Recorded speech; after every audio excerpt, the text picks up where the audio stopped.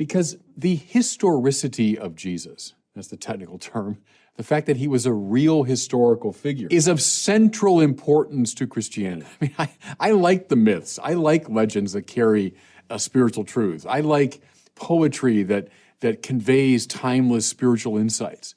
Great. But that's not what Christianity is. Is it not? Because that's not what I get from the New Testament. And history seems to matter very little to the first Christians. If it did matter, we would find more historical sourcing in Paul and the Gospel. But what we seem to find is a complete separation from history. In Galatians 1:11, Paul heavily emphasizes that he did not get his information from any historical source, and that the only place that he got his information was from Jesus himself through a hallucination. Likewise, with the Gospels, we don't have any historical sourcing, with the exception of Luke. He at least attempts to look like a historical record, but again, he deviates from the normal practices of first century historians. Both Paul and the Gospels heavily emphasize the spiritual teachings of Jesus rather than the historical truth of the narrative. This idea that history mattered to the Christians didn't even extend to the first church father. They simply did not care about the historical nature of their own religion. They only cared about the spiritual message of the Bible. That's it. And you can find that in Justin Martyr's Apology 131, where he says that the only way that you could ever know anything that Jesus said or did was through the prophets of the Old Testament. Additionally, in Justin's dialogue with Trypho and Justin, sections 3 through 8, Justin explicitly says that Christianity doesn't require any further investigation into it. And the reason is because it's based off of prophetic word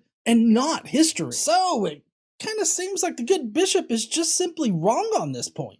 Almost uniquely among the great religions of the world, it depends upon certain clear historical claims. Now, I get it. This has been true especially the last 200-300 years, precisely because history is such an inexact science. Yeah, it's because I can't reproduce the data of history and do an experiment on them. I can't go back and verify what happened to Abraham Lincoln, what happened to Julius Caesar. If you're dealing with the realm of physics and chemistry, someone makes a claim, I say, well, I'll test that. Let me observe and I'll do some experiments and I'll draw my own conclusions and, oh yeah, I can verify what you just said. Great. But history can't be that way. So there's always a level of, inexactitude, incertitude when it comes to history.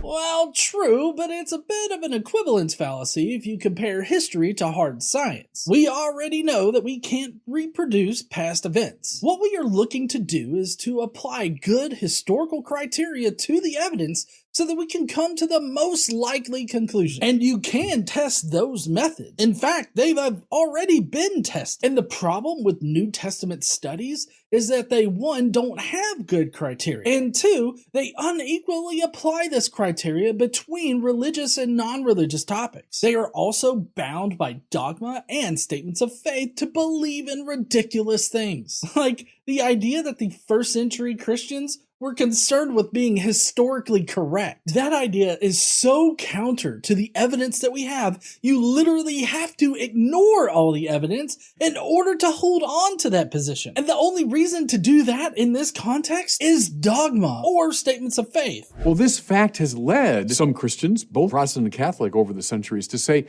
let's bracket history. Let's not focus so much on historical fact as on the great spiritual truths being conveyed by these Christian texts. Indeed, go back long before the last couple hundred years, go back to the ancient Gnostics are making similar claims. But everybody, trust me when I tell you, the founding texts of Christianity do not allow this path of interpretation. They do not permit Christianity to devolve into a mere mythic system. First Christians were intensely interested in history.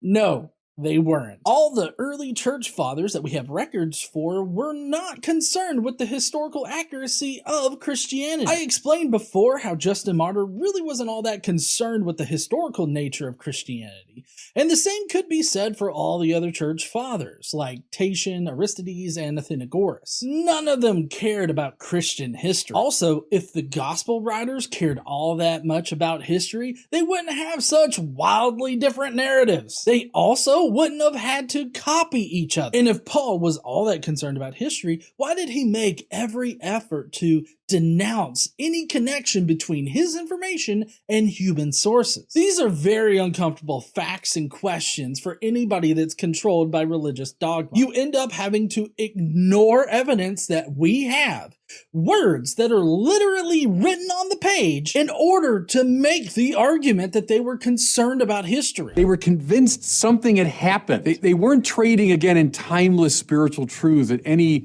wise person could access in principle. No, something happened. Yeah. They hallucinated a savior for Judaism. First, Peter hallucinated, and it spread through the community, finally ending up with Paul hallucinating vaguely the same thing. Just because Bishop Barron wants it to be evidence of a historical event doesn't mean that it actually is evidence of anything. Other than people hallucinated things, people started believing weird shit.